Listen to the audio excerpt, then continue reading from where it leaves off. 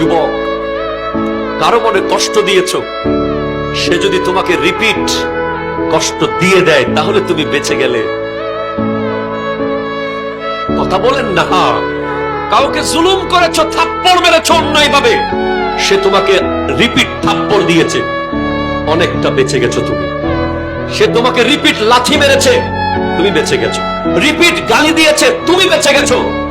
কিন্তু সে যদি চুপচাপ চলে যায়,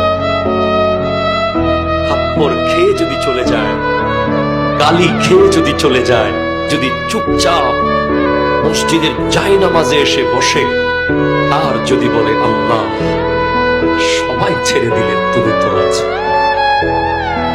খোদা কি কসম, এমন আযাব আসতে পারে, সে যদি তার রিভেঞ্জ নিত, প্রতিশোধ নিত, সে হয়তো আপনাকে মায়ের বদলে মারতো, কাটার বদলে কাটতো।